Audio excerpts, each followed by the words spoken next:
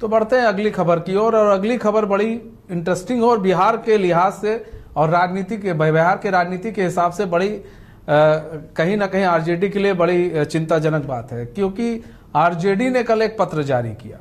RJD की तरफ से एक पत्र जारी किया गया है कि जन स्वराज पार्टी में जो है कई आरजेडी के जो नेता हैं, कार्यकर्ता हैं, वो जो है उसके सहयोगी बन रहे हैं, सहयोगी सदस्य बन रहे हैं, जो कि काफी चिंताजनक है। तो अब ऐसे में सवाल ये उठ रहा है कि क्या जन स्वराज पार्टी से क्या आरजेडी डरी हुई है? क्या आरजेडी को लग रहा है कि आने वाले विधानसभा चुनाव में प्रशांत किशोर बिहार के अंदर एक बड़ा खेला कर सकते हैं? आरजेडी के जो वोटर्स हैं, आरजेडी के जो वोट है, उसमें सेंधमारी कर सकते हैं प्रशांत किशोर। तो एक बड़ा जो है इशारा जो है आरजेडी की तरफ से जो पत्र लिखा गया है वो पत्र उस ओर इशारा करते हुए दिख रहा है। अविनाश हमारे साथ है, हमारे संवाददाता पूरी जानकारी के साथ। अविनाश, आरजेडी की ओर से एक पत्र जारी किया गया। पत्र में यह है कि भाई आरजेडी के जो लोग हैं और जो कार्यकर्ता हैं वो जन स्वराज पार्टी से जुड़ रहे हैं। ये काफी चिंताजनक बात है और ये काफी अफसोस वाली भी बात है। तो क्या जन स्वराज पार्टी से आरजेडी डरी हुई है, और क्या प्रशांत किशोर किसी तरह की सेंधमारी कर सकते हैं आरजेडी के वोटर्स में? क्योंकि अगर आरजेडी के वोटर्स की सेंधमारी होगी तो फिर वो वोटर ना बीजेपी में जाएंगे, ना ही फिर जेडीयू में जाएंगे, वो तो सीधे जाएंगे प्रशांत किशोर की पार्टी में। तो ऐसे में क्या रणनीति बनी है बीजेपी की, और क्या लग रहा है कि आरजेडी डरी हुई है? आप शायद बीजेपी कार्यालय में हैं इस वक्त। जी बिल्कुल, देखिए मनीष, अगर बात करें प्रशांत किशोर की, जन स्वराज पार्टी के एक तरीके से वो संस्थापक भी है, पार्टी के अध्यक्ष भी, और देखिए प्रशांत किशोर हर दिन जो है वो कार्यक्रम करते हैं। पटना समेत बिहार के कई जिलों में उनका कार्यक्रम निर्धारित रहता है, और प्रशांत किशोर आरजेडी और कहीं ना कहीं बीजेपी दोनों पर लगातार वो तीर जो है वो चलाते रहते हैं और बताते, जो आपने बात कहा कि यादव की जो है वोट बैंक में सेंधमारी करने वाली भी चर्चा हो सकती है, या प्रशांत किशोर की ये कोशिश है। लेकिन जो परिस्थिति अभी बनी है, और प्रशांत किशोर ने भी ये उनके पार्टी की तरफ से लिखा गया है, जन स्वराज पार्टी की तरफ से, कि जो पार्टी सबसे बड़ी पार्टी होने की दावा करती है, आज उनके पार्टी के कार्यकर्ता, उनके सिपाही जो हमारे पास आ रहे हैं, और ये लोग दावा करते हैं कि हमारी पार्टी जो है सबसे बड़ी पार्टी है। और जन स्वराज पार्टी की घोषणा और बनने के बाद ये स्थिति है कि अब ये लोग अपने कार्यकर्ता को ही और धमका रहे हैं, डरा रहे हैं। हालांकि प्रशांत किशोर बीजेपी पर भी खूब हमलावर रहते हैं, लेकिन जो हालात हुआ उसके बाद जो ये कहा गया कि आरजेडी की तरफ से कई जो है कार्यकर्ता जन स्वराज पार्टी में सहयोगी सदस्य के रूप में शामिल हुए, उसके बाद पार्टी के प्रदेश अध्यक्ष जगदानंद सिंह ने एक पत्र जारी किया, और उन्होंने स्पष्ट तौर पर इस पर लिखा है कि जो ये खबर सामने आई है कि कुछ कार्यकर्ता हमारे पार्टी के वो जन स्वराज पार्टी में सहयोगी सदस्य बने हैं, वो काफी चिंताजनक है, पार्टी के लिए काफी ये चिंता का विषय है। ये पार्टी लालू प्रसाद यादव की पार्टी है, जो सांप्रदायिक शक्तियों से कभी उन्होंने समझौता नहीं किया।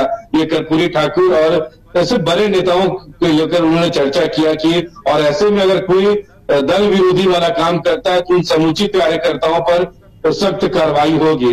तो ये देखिए, अब जगदानंद सिंह जो आरजेडी के प्रदेश अध्यक्ष है, उन्होंने भी स्पष्ट तौर पर लिखा, उन्होंने ये भी बताया है कि जन स्वराज पार्टी जो बनी है वो कहीं ना कहीं भाजपा की बी टीम है, और ये भाजपा की बी टीम की तरह काम करती है। तो ये अब इस पर भाजपा पर भी अब सवाल खड़े किए जा रहे हैं। अब देखना होगा, क्योंकि आरजेडी ने तो इस पर पत्र जारी कर दिया, और इस वक्त हम बीजेपी के प्रदेश कार्यालय में हमारे साथ बीजेपी के प्रदेश प्रवक्ता है राकेश जी, उनसे थोड़ा बात कर लेंगे। जो हालात अभी देखने को मिला, थोड़ा पीछे आ जाएगा। कल जिस तरीके से जो स्थिति बनी है, आरजेडी के कई कार्यकर्ता जो हैं जन स्वराज पार्टी में जाकर शामिल हुए, उसके बाद उधर से पत्र जारी किया गया प्रदेश द्वारा। अब कहा जा रहा है कि भाजपा की बी टीम है ये प्रशांत किशोर की पार्टी जन स्वराज। देखिए, पीके की पार्टी से परिवारवादी पार्टियों को डर होगा, स्वाभाविक है। राष्ट्रीय जनता दल तो एक परिवार की पार्टी है, और परिवार की पार्टी को पीके से डर होगा। जो जनता के अरमानों को पूरा करने वाली जो पार्टी है, जो जनता के बीच से निकली हुई पार्टी है, उसको किसी से डर नहीं होगा। देखिए स्वाभाविक बात है, चिंता भी स्वाभाविक है जगता बाबू की, क्योंकि वो परिवार के आसपास जो मंडराने वाले लोग हैं उन्हीं लोगों की एक पार्टी है। उस पार्टी में कार्यकर्ताओं की कोई कुछ नहीं, वहां तो चापलूसों की, चाकरी करने वालों की, ऐसे लोगों की जमात है। तो उस पार्टी को तो डर होगा ही, लेकिन आपको बता दें पीके से डर परिवारवादी को होगा, पीके से डर संगठन वाली पार्टियों को नहीं होगा। जो संगठन जो धरातल पर काम करता है, जो जनता के बीच रह के काम करता है, जो कार्यकर्ताओं के बेस से बना हुआ पार्टी है, उसको इस प्रकार के लोगों से कोई भय नहीं है। पीके चूंकि वैसे ही पार्टियों पर नजर गड़ाए हैं जहां कार्यकर्ता नहीं है, जहां केवल परिवारवादी लोग हैं, वैसे पार्टियों पर ही पीके का प्रशांत किशोर ने आरजेडी पर ही टारगेट किया है। देखिए स्वाभाविक नजर वो वही कर रहे हैं, क्योंकि देखिए जहां उनको कमजोरी नजर आएगा वहीं दिमाग लगाएंगे ना। अरे भारतीय जनता पार्टी तो बट वृक्ष के रूप में खड़ा है। ऐसे ऐसे कितने लोग हैं जो इवेंट मैनेजर जो यहाँ काम किया है, इस पार्टी ने काम कराया है। तो ऐसे लोगों से भारतीय जनता पार्टी जैसे संगठन वाली पार्टियों को डर नहीं होगा, लेकिन राष्ट्रीय जनता दल जैसे परिवारवादी पार्टियों को, जितने भी परिवारवादी पार्टी है उसको इस प्रकार के लोगों से, इवेंट वाले लोगों से डर होगा। क्योंकि इवेंट वाले क्या करेंगे ना, जहां कार्यकर्ता नहीं होगा, जहां ब्रोकर होगा, उसको खरीद लेगा, वो अधिक पैसे देके, अधिक मूल्य देके खरीद कर उससे चाकरी करवाएगा। ऐसे लोगों से बिहार की जनता को और देश की जनता को भी, ऐसे जो ब्रोकर जो घूम रहे हैं, ऐसे लोगों से बहुरूपियों से देश की जनता को, राज्य की जनता को सचेत होने की जरूरत है। हम तो कहेंगे कि जगता बाबू आप परिवार के से बाहर निकालकर ये जनता की पार्टी बनाइए, कार्यकर्ताओं की पार्टी बनाइए। एक परिवारवादी एक व्यक्ति की पार्टी नहीं बनाइए। अगर एक व्यक्ति की पार्टी बनाएंगे तो इसी प्रकार का हश्र देखने को मिलेगा। लेकिन प्रशांत किशोर तो आप लोगों पर भी काफी हमलावर रहते हैं। सम्राट चौधरी को लेकर उन्होंने कहा कि जो पगड़ी मुरेठा उन्होंने खोला वो मुख्यमंत्री की कुर्सी की लालच में उन्होंने खोला, कम से कम उप मुख्यमंत्री बने रहे। लगातार बोलते रहते हैं आप लोग पर भी प्रशांत किशोर। देखिए प्रशांत किशोर स्वाभाविक है, अपनी सुर्खियों बटोरने के लिए, मीडिया में बने रहने के लिए, चर्चा में बने रहने के लिए तरह तरह की बातें करते हैं। तो कहने इवेंट मैनेजर है, टेंट लगाकर पार्टी नहीं चलाया जा सकता है। पार्टियों के लिए गांव गांव, घर घर जाना होगा, कार्यकर्ताओं के बीच रहना, कार्यकर्ता बनना होगा। अरे आप तो नौकरी पर लोगों को रख रहे हैं ना, कुछ पैसे देके नौकरी करवा रहे हैं। तो नौकरी करने वाले वर्कर नहीं हो सकते। वर्कर वो है जिसको लोभ, लालच, मोह इससे अलग हो, जो जिसमें राष्ट्रवाद की सोच हो, जिसमें प्रदेश के विकास की सोच हो, जिसमें समाज के विकास की चिंता हो, वो कार्यकर्ता बनता है। जो टेंट लगाता हो गांव गांव और शहर में टेंट लगाकर और कार्यकर्ता निर्माण की बात करता हो, वो कतई कार्यकर्ता निर्माण नहीं कर पाएगा, वो पार्टी भी बना नहीं पाएगा, वो संगठन भी नहीं बना पाएगा, ना संगठन को चला पाएगा। ऐसे लोग टेंट लगा सकते हैं, ऐसे लोग इवेंट कर सकते हैं, इवेंट मैनेजर हो सकते हैं, राजनेता नहीं बन सकते हैं। ये कतई संभव नहीं है, ऐसा कभी हुआ भी नहीं है। अच्छा राकेश जी, जगदानंद सिंह के उस बयान को कैसे देखते? उन्होंने कहा कि जो कार्यकर्ता उधर गए हैं उन पर समुचित कार्रवाई की जाएगी पार्टी की तरफ से। एक तरफ कह रहे हैं कि चिंता का भी विषय और एक तरफ कह रहे हैं समुचित कार्रवाई भी होगी। तो जगता बाबू को चिंता करना है ना, आखिर उनकी पार्टी कैसे बचेगी। हमने तो कहा, हमने तो आग्रह किया कि जगता बाबू बहुत सीनियर नेता है, बहुत पुराने नेता है, 74 के जमाने के नेता हैं, तो उनको तो परिवार से बाहर निकालकर जनता के बीच पार्टी को ले जाना चाहिए, कार्यकर्ताओं की पार्टी बनानी चाहिए, तब जाके राष्ट्रीय जनता दल बच पाएगा। नहीं तो ऐसे ऐसे इवेंट मैनेजर आएंगे और इवेंट करके सारे कार्यकर्ताओं को, उनकी पार्टी के नेता को लेकर भाग जाएंगे। जमीन जिसका मजबूत होगा, जिसका जड़ मजबूत होगा, उसको कोई हिला नहीं सकता है। हमने कहा, बार बार कहा, कार्यकर्ता निर्माण करिए, लेकिन क्या है कि यहाँ तो एक परिवार के विकास के लिए, एक परिवार को महिमा मंडित करने के लिए, एक परिवार को ऊंचाई तक ले जाने के लिए ये लोग पूरा परिश्रम करते हैं। पार्टी को ऊंचाई तक ले जाने का परिश्रम अगर करेंगे तो इस प्रकार के इवेंट मैनेजर इधर उधर ताक झाक नहीं करेंगे। है ही मत भारतीय जनता पार्टी के पास कोई देख के झांक के देख ले। भारतीय जनता पार्टी में कार्यकर्ताओं, लाखों करोड़ कार्यकर्ताओं ने अपना खून पसीना बहाया है। ये कार्यकर्ताओं के बेस पर बनी पार्टी है। यहाँ कोई हवाई लोग नहीं चलते हैं, इस प्रकार के इवेंट मैनेजर का दाल नहीं गलने वाला है। यहाँ इवेंट मैनेजर आके इस पार्टी को कोई प्रभावित कर भी नहीं सकते हैं। इसीलिए कहा कि जिन लोगों ने पार्टियां बनाई है वो घर की पार्टी से बाहर करके जनता के बीच जाएं। लेकिन प्रशांत किशोर का अविनाश को सवाल कीजिएगा, प्रशांत किशोर अगर इसी तरह विधानसभा चुनाव में तब जाके पार्टी होगा, तब वो मजबूत पार्टी बनेगा और तब वो राष्ट्र और राज्य के लिए तो कहीं ना कहीं बीजेपी को भी तो चुनौती मिलेगी और बीजेपी को भी तो झटका लगेगा। अगर आरजेडी के वोटर्स प्रशांत किशोर की ओर जाते हैं तो वो शिफ्ट होंगे प्रशांत किशोर की ओर, तो बीजेपी को क्या फायदा होगा? बीजेपी को भी तो कहीं ना कहीं नुकसान हो रहा है। अच्छा, ये भी सवाल अब तो बनता है ना कि अगर विधानसभा के चुनाव में प्रशांत किशोर की पार्टी जो है उतरेगी और अब जो आरजेडी के जो लोग उधर जा रहे हैं तो कहीं ना कहीं भाजपा को भी तो नुकसान होगा, क्योंकि अब आरजेडी के अगर कार्यकर्ता लंबे संख्या में उधर चले जाते हैं, प्रशांत किशोर लगातार कहते हैं कि हम मुरेठा बांधने वाले वोटों का बंटवारा तो शिफ्ट होगा ना, वोट तो शिफ्ट होगा ना। भाजपा को हटाना है, मुसलमान को कैसे भाजपा के माते सभी चीजों को लेकर अब वो बीजेपी पर हमलावर रहते हैं। लेकिन जो स्थिति बनी है तो वोट तो शिफ्ट होगा प्रशांत किशोर की तरफ। कोई वोट शिफ्ट नहीं होने वाला है।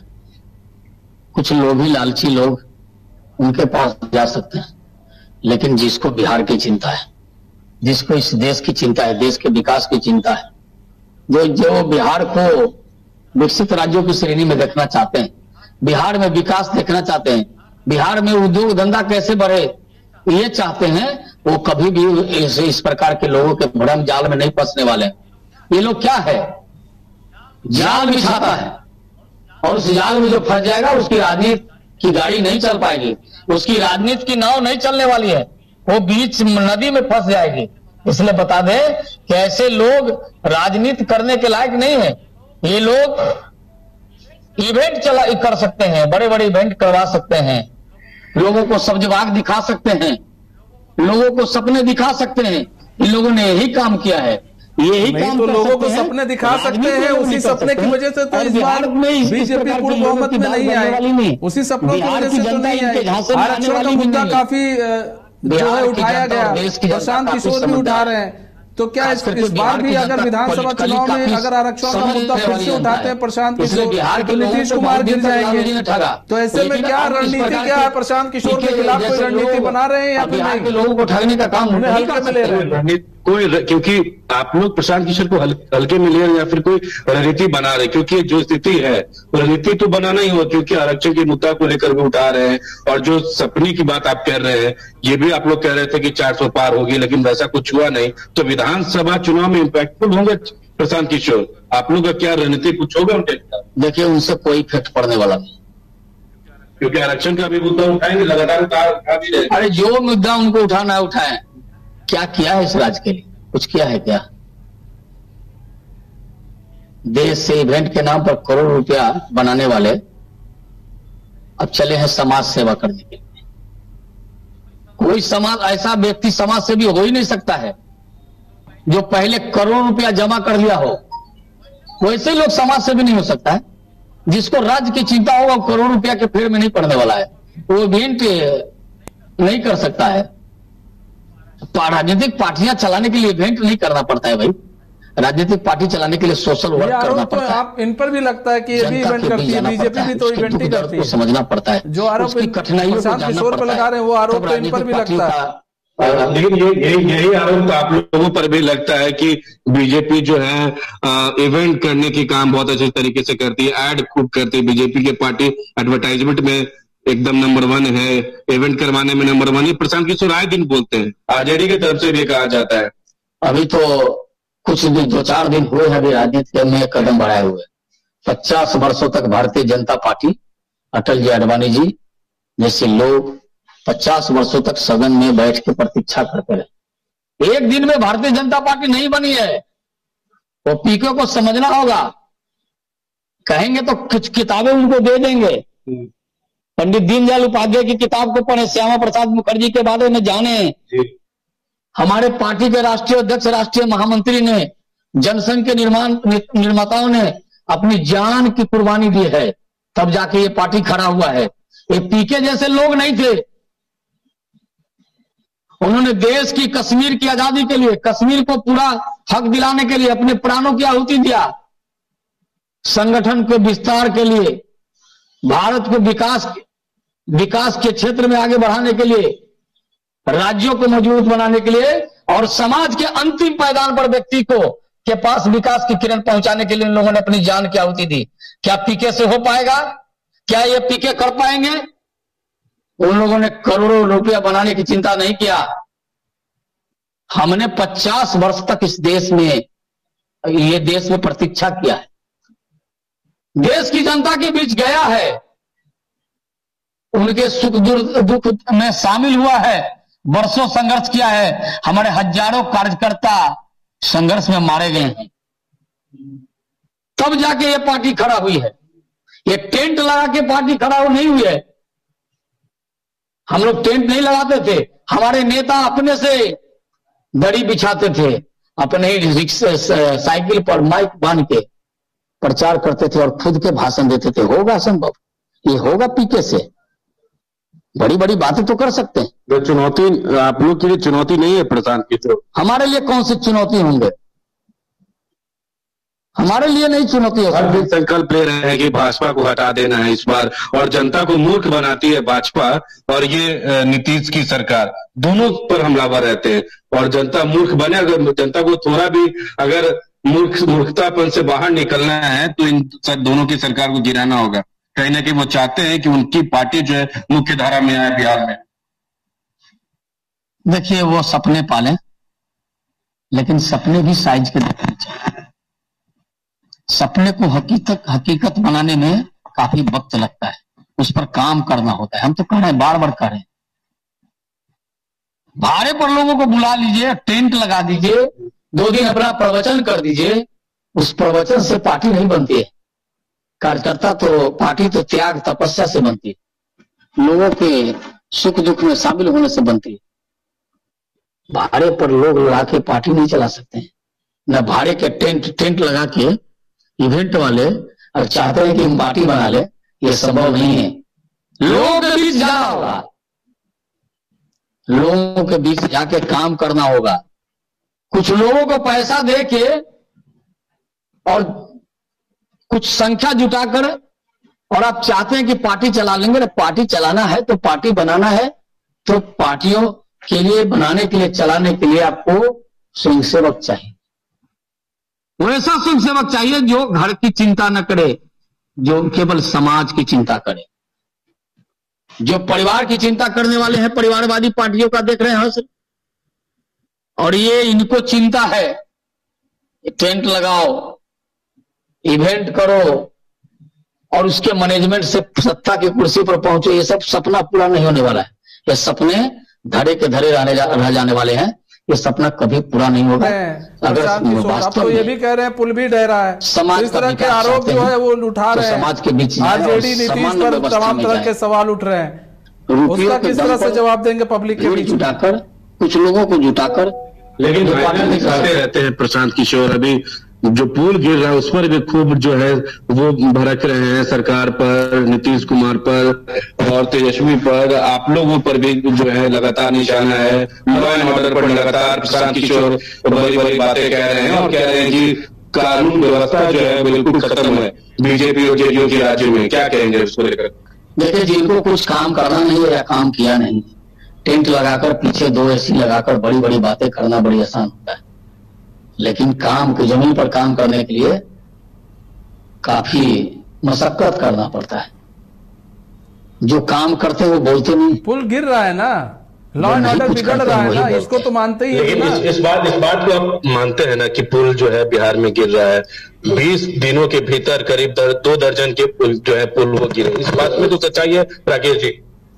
देखिए, एक तो मौसम की बारिश लगातार हो रही है और कुछ जो बहुत पुराने पुलिया है वो गिर रहे हैं।